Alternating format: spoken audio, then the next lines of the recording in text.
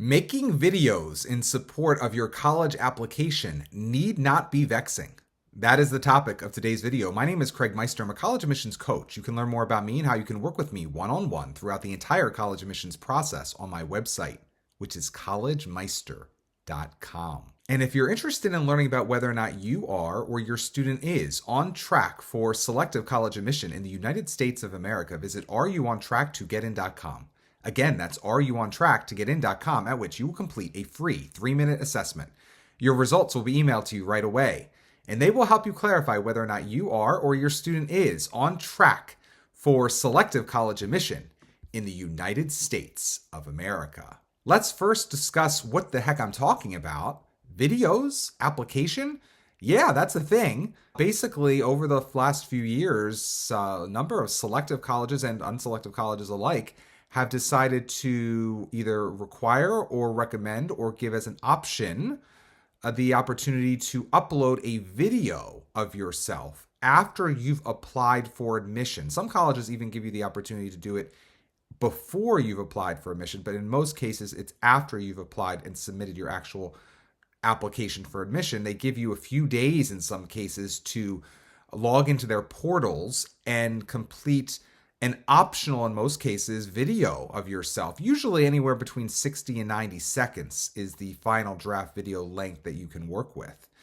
And different colleges have different ways of pursuing this. Some actually ask you a question that you have never seen before right before you go live with recording your little answer.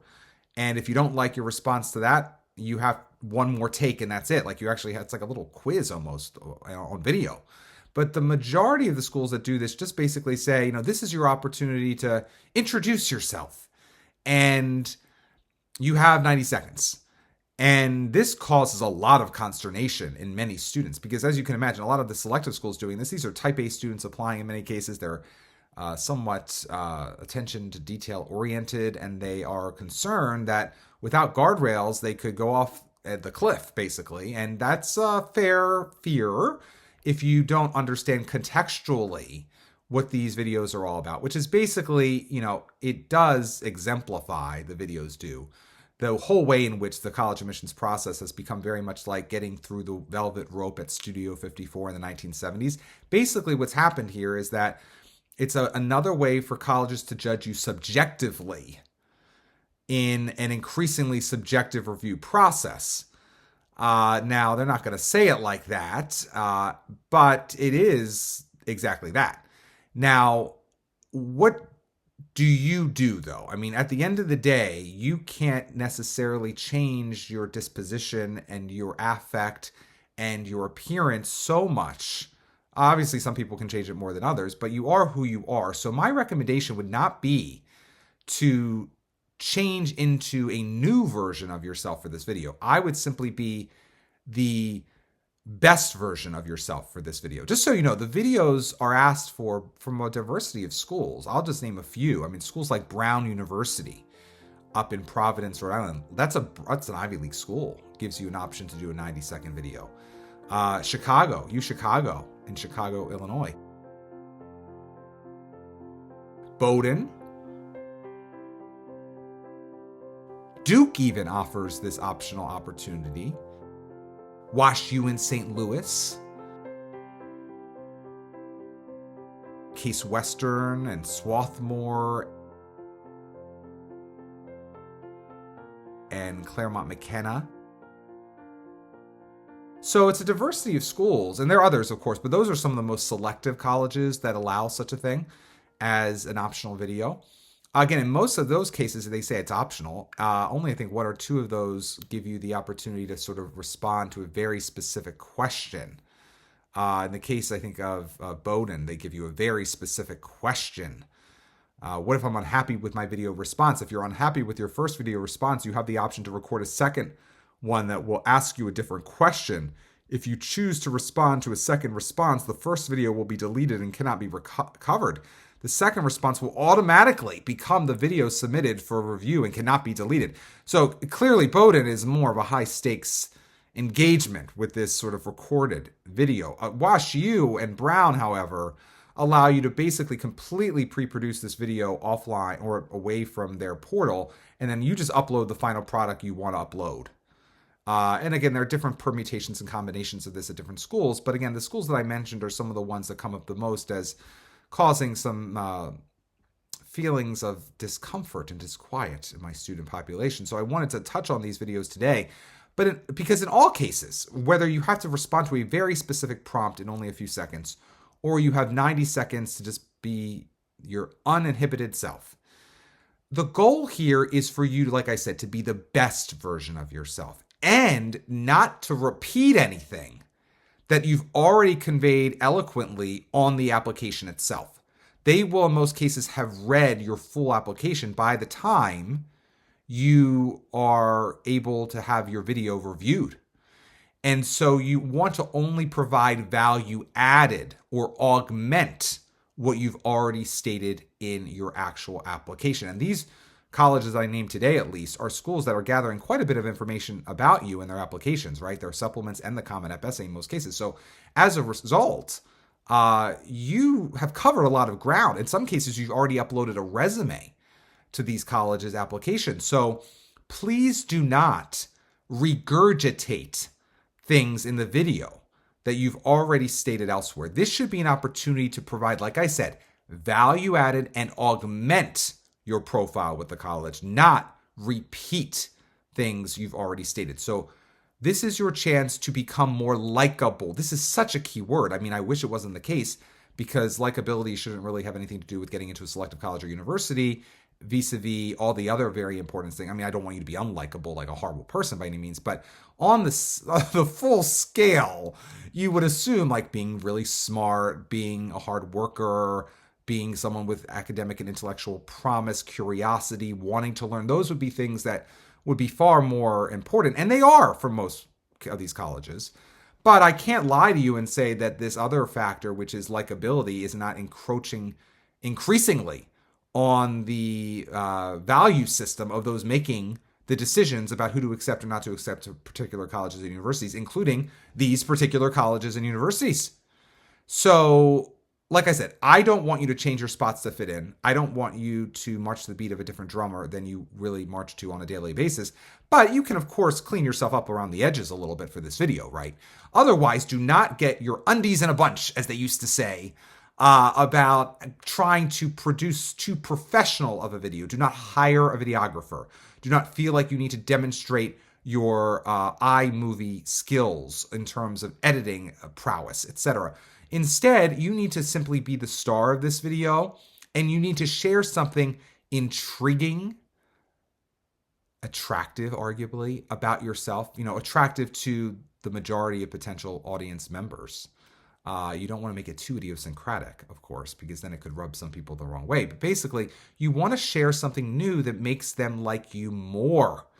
And if you have not yet had an opportunity to go full throttle on why Brown, or why WashU, or why one of these other schools, or you feel like you have more to say than that fit into the prompt you responded to that particular type of question on their supplement, this can also be an opportunity to convey or underscore fit with that particular college or university if you have the freedom to do so. Again, if you're asked a specific question, respond to the specific question. Don't turn that into something that you're not supposed to turn it into. But for the vast majority of these, you have the freedom to go where you want with it. So give yourself the guardrails and the structure to share something new, value-added, intriguing, attractive, likable about you. Keep eye contact with the camera as you talk, but don't overly produce this. Don't be affected. Do not be fake.